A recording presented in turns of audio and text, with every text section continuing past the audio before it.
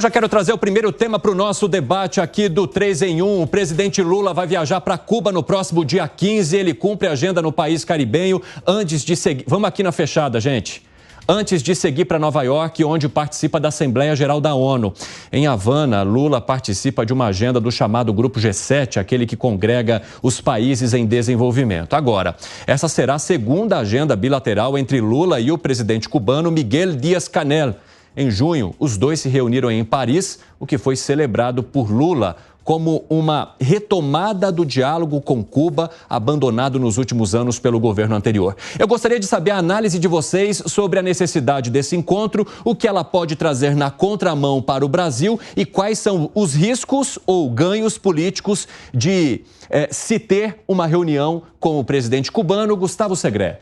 Você sabe, Evandro, que essa questão da reunião tem uma única função e é especificamente ideológica, salvo que na pauta possa ser incluso a questão de como Cuba vai pagar a dívida que tem pelo porto que financiou o BNDES através da empresa Odebrecht, que até agora o Brasil não viu o dinheiro que Cuba está devendo.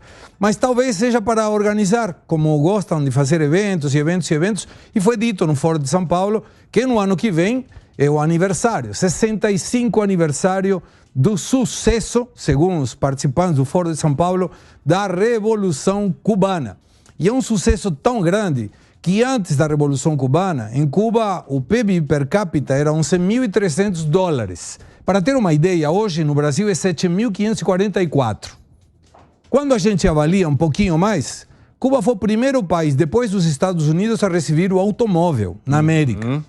Depois teve em 1906 a telefonia sem telefonista. Eu lembro que estava aqui já no Brasil, 1980, e para ligar ao exterior tinha que discar 107, atendia uma telefonista e você tinha que esperar 2 horas para ter uma ligação a outro país. Em Cuba, em 1906, já não era necessário telefonista. Em 1908, foi o primeiro país a receber uma máquina de raio-x. Foi o primeiro país no mundo, o Hotel Riviera, em 1951, a ter ar-acondicionado.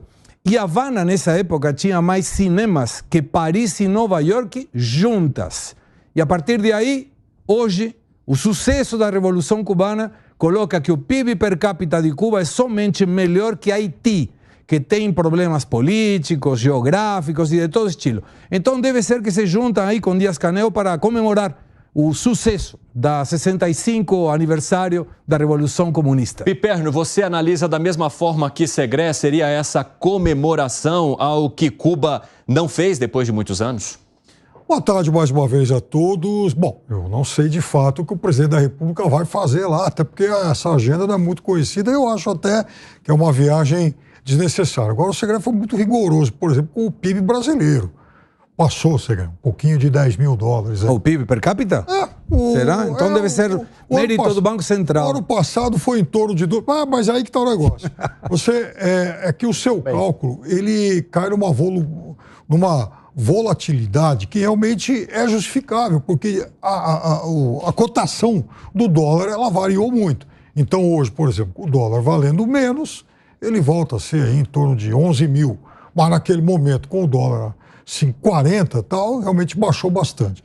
Mas isso é um detalhe lateral. Eu acho o seguinte, que o presidente da República não teria o que fazer em Cuba, a não ser cobrar, de fato, a dívida pela construção do Porto de Mariel. E você, Gani, tem algo que Lula possa fazer em Cuba? A não ser cobrar essa dívida. Isso você já tem concordância? Hoje né? Fumar charuto. Porque é o seguinte, né? O que Cuba tem para oferecer para a gente? Absolutamente nada. O que o Brasil vai ganhar com Cuba? O Brasil não ganhou com Cuba nos últimos anos. Agora, tem que cobrar essa dívida. Agora, o presidente Lula, ele tem questões internas muito mais relevantes para resolver.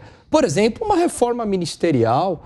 Por exemplo, a aprovação do orçamento da LDO para 2024, negociação com o Congresso Nacional, tem questões muito mais relevantes internas. Agora me chama a atenção, e aí concordando com o que o Segré falou, né, como Cuba é glamourizado. Inclusive setores da imprensa, eu estava lendo hoje uma notícia do jornal O Globo, falando assim, Cuba que está numa situação muito difícil há anos por culpa do embargo dos Estados Unidos. Não é por culpa do regime comunista em Cuba, né? Não é isso. É por culpa do capitalismo norte-americano, né? É o embargo. Eu quero até aproveitar, Gani, que você trocou nesse assunto, porque há a possibilidade do presidente Lula defender o fim do embargo dos Estados Unidos com Cuba para que haja uma melhoria na vida da população. Você acredita que isso possa acontecer? Claro que não, né? Por que os Estados Unidos comprariam essa ideia do presidente Lula? O presidente Lula, ele acha que ele tem muito mais Obama levantou. Não, mas ele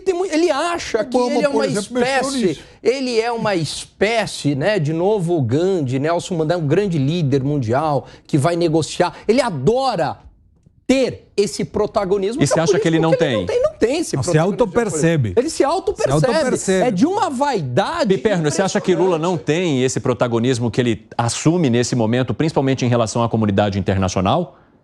Depende a região, o local. O presidente Lula já foi chamado para conversar com líderes, aliás, pelo Papa recentemente. Olha, meu Deus. Chamado para conversar, mas ele resolve alguma coisa O geopolítica? Papa é comunista, gente. O Papa Peraí. é comunista. O Papa é comunista. Ô, Piperno! O Papa é comunista. Mas até aí o vai Papa, ficar- vocês... O Aí Papa vai é comunista. Jesus é comunista Conheço. também. Não, conheço o cara. Não, o Papa é comunista. Conheço ele bem. É comunista. Segré, eu queria entender de você se há a possibilidade ou se você enxerga qualquer hoje caminho para que os Estados Unidos mude a relação que tem com Cuba, a exemplo do que Lula pode pedir ali junto com o presidente Miguel Díaz-Canel. Não me parece que Estados Unidos tenha essa intenção, mesmo tendo uma proximidade ideológica. Lembrando que os democratas é uma esquerda muito moderada, americana, claro. Mas quando você vê os movimentos diplomáticos e geopolíticos do presidente Lula, eu tenho certeza que Estados Unidos fica muito alerta. Porque de alguma maneira está indo para os BRICS, impulsando derrubar o dólar como moeda comercial. Lembrando que o dólar é Estados Unidos. Apoiando o ingresso de Irã aos BRICS. Empurrando a Arábia e Emirados Árabes, que são aliados dos Estados Unidos nessa região. E aí você vê, peraí, aonde que se coloca o Lula? Porque tem que tomar uma determinação. Você não pode virar a casaca dependendo de com quem você fala. Então, essa definição não está sendo tomada. E o sucesso, de novo, de Cuba é tão grande que eu não vi. Mas espero que agora que o Lula vai visitar, comece a migrar os americanos para Cuba, de tão bom que está sendo o regime cubano aí na região. E eu quero trazer